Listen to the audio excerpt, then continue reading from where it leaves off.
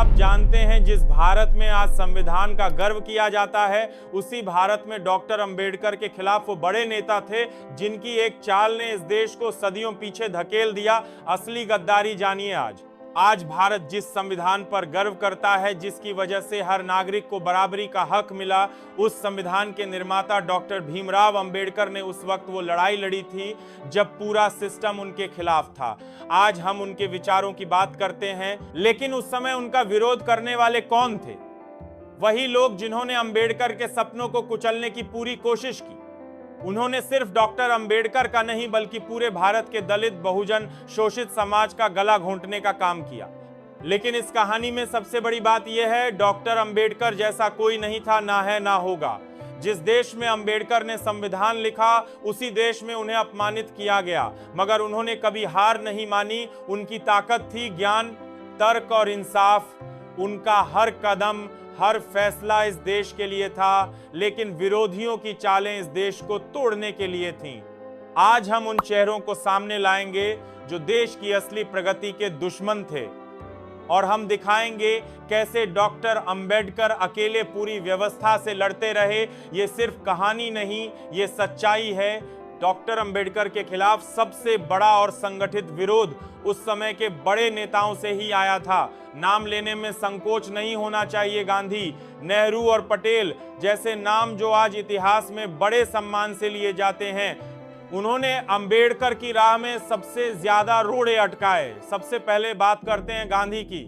जब अंबेडकर ने दलितों के लिए अलग निर्वाचक मंडल की मांग की थी, तो गांधी ने पूना पैक्ट के जरिए उसे कुचल दिया। गांधी ने उपवास रखकर अंबेडकर पर दबाव बनाया ताकि दलितों को राजनीतिक शक्ति न मिले। सवाल यह है, अगर गांधी वाकई सबके हितैषी थे तो उन्होंने दलितों के अधिकारों पर सौदा क्यों किया? क्यों अंबेडकर की राजनीतिक आवाज को खत्म करने की कोशिश की गई? दूसरी तरफ नेहरू का रवैया भी कोई अलग नहीं था। जब अंबेडकर ने हिंदू कोड बिल लाकर महिलाओं को अधिकार देना चाहा, तो नेहरू सरकार ने उसे संसद में पास कराने से रोका। आखिर क्यों अंबेडकर के आधुनिक भारत बनाने के सपने को बार बार रोका गया? और पटेल, जिनके बारे में कहा जाता है कि वो भारत के लौह पुरुष थे, वो भी अंबेडकर से कई मुद्दों पर असहमत थे और खुलेआम उनकी आलोचना करते थे। ये वही लोग थे जिन्होंने पर्दे के पीछे अंबेडकर को नीचा दिखाने में कोई कसर नहीं छोड़ी। लेकिन अंबेडकर अकेले नहीं झुके। उनके पास न सत्ता थी, न भीड़, बस एक कलम थी, और वही कलम आज भारत की सबसे बड़ी ताकत बन गई। जिस संविधान पर भारत चलता है, उसकी बुनियाद अंबेडकर ने रखी थी। अगर उस वक्त गांधी, नेहरू, पटेल की राजनीति न होती तो आज भारत कहीं आगे होता। इतिहास के पन्नों में जो लिखा गया है वो अधूरी कहानी है। असली कहानी ये है कि अंबेडकर ने देश के लिए वो कुर्बानी दी जिसकी कल्पना भी कोई नहीं कर सकता। डॉक्टर अंबेडकर की असली ताकत उनकी शिक्षा थी। जिस समय भारत के करोड़ों लोग शिक्षा से वंचित थे, अंबेडकर ने अमेरिका और लंदन से डिग्रियां ली। यही बात उस दौर के ब्राह्मणवादी नेताओं को खटकती थी। वे जानते थे कि अगर अंबेडकर का विचार आगे बढ़ा तो वर्ण व्यवस्था खत्म हो जाएगी। यही कारण था कि संविधान सभा में भी अंबेडकर को बार बार अपमानित किया गया। लोग उनके कपड़ों पर टिप्पणी करते थे, उनके उच्चारण पर हंसते थे, लेकिन अंबेडकर ने हर अपमान को अपने आत्मसम्मान में बदल दिया। गांधी, नेहरू, पटेल ने मिलकर उन्हें राजनीतिक तौर पर अलग थलग करने की साजिश रची। जब अंबेडकर ने अलग दलित आंदोलन शुरू किया तो उसे देश विरोधी घोषित कर दिया गया।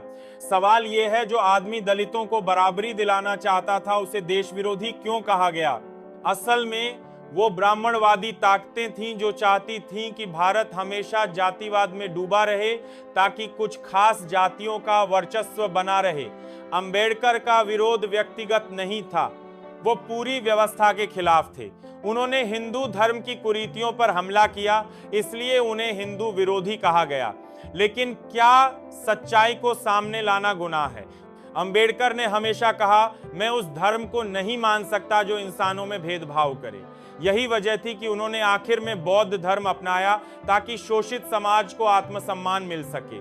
उनकी ये यात्रा सिर्फ व्यक्तिगत नहीं थी, ये पूरे समाज की लड़ाई थी। डॉक्टर अंबेडकर का जीवन सिर्फ संघर्ष की कहानी नहीं थी, बल्कि ये कहानी थी उस आदमी की जिसने अकेले पूरी व्यवस्था से लड़ने की हिम्मत दिखाई।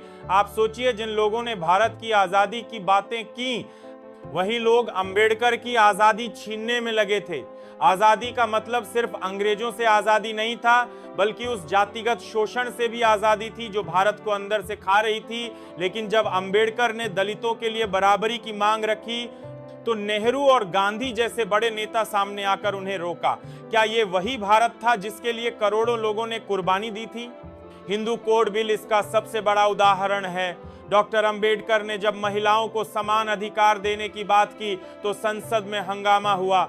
वही नेता जो आज समाज सुधारक कहे जाते हैं, उन्होंने महिलाओं के अधिकारों का विरोध किया।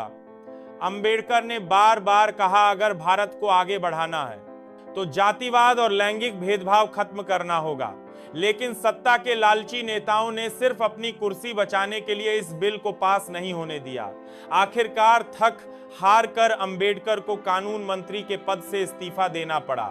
सोचिए, जिसने संविधान दिया उसे ही अपनी कुर्सी छोड़नी पड़ी।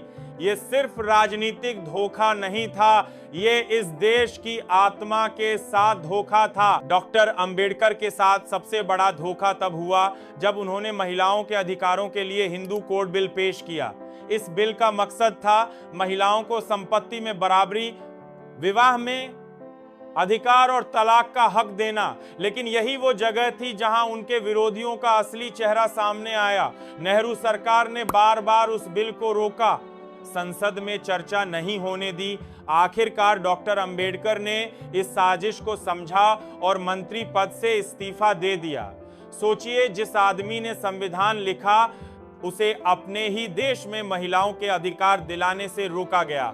नेहरू ने उस वक्त राष्ट्रहित का बहाना बनाया, लेकिन हकीकत ये थी कि ब्राह्मणवादी मानसिकता इस बदलाव से डर गई थी। अंबेडकर का सपना था एक ऐसा भारत जहां हर औरत को बराबरी का हक मिले, लेकिन सत्ता के भूखे इन नेताओं ने उस सपने को कुचल दिया। फिर भी डॉक्टर अंबेडकर झुके नहीं। उन्होंने कहा था, मैं जला दिया जाऊं तो मंजूर है, पर झुकूंगा नहीं। यही वजह है कि आज भी अगर भारत में महिलाओं को अधिकार मिलते हैं तो उसकी बुनियाद अंबेडकर की कलम से रखी गई थी। डॉक्टर अंबेडकर के जीवन का सबसे दर्दनाक अध्याय तब शुरू हुआ जब उन्होंने महसूस किया कि हिंदू धर्म में शूद्रों और दलितों के लिए कोई स्थान नहीं है। उन्होंने कहा था, मैं हिंदू के रूप में पैदा हुआ हूं, लेकिन हिंदू के रूप में मरूंगा नहीं। ये बयान सिर्फ शब्द नहीं थे, ये उस यातना की कहानी थी जो उन्होंने पूरी जिंदगी झेली थी। पूना पैक्ट से लेकर हिंदू कोड बिल तक हर जगह उनके खिलाफ साजिशें रची गईं। आखिरकार जब उन्हें लगा कि जातिवादी मानसिकता कभी नहीं बदलेगी, तो उन्होंने बौद्ध धर्म अपनाने का ऐतिहासिक फैसला लिया। ये सिर्फ धर्म परिवर्तन नहीं था, ये एक क्रांति थी। उन्होंने करोड़ों लोगों को संदेश दिया कि अगर इस समाज में सम्मान नहीं मिलता तो नया रास्ता बनाना पड़ेगा। लेकिन विरोधियों ने इसे भी तोड़ मरोड़ कर देशद्रोह बताया। असल में देशद्रोही वो थे जिन्होंने देश को जातिवाद के जहर में डुबो दिया। अंबेडकर का बौद्ध धर्म अपनाना उनकी सबसे बड़ी जीत थी, क्योंकि उन्होंने भय और गुलामी की जंजीरों को तोड़ा था। आज हम जो बराबरी की सांस लेते हैं, वो अंबेडकर की इसी बगावत की वजह से मुमकिन हो पाया है। सोचिए, अगर डॉक्टर अंबेडकर इस देश में नहीं होते तो आज भारत का क्या हाल होता।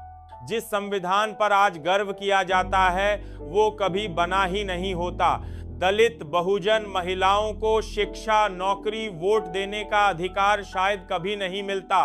भारत आज भी वर्ण व्यवस्था के उसी अंधेरे में जकड़ा होता, जहां कुछ ऊंची जातियों का राज चलता और बाकी करोड़ों लोग सिर्फ गुलाम बने रहते। अंबेडकर अकेले वो शख्स थे जिन्होंने उस अंधेरे में रोशनी की लौ जलाई।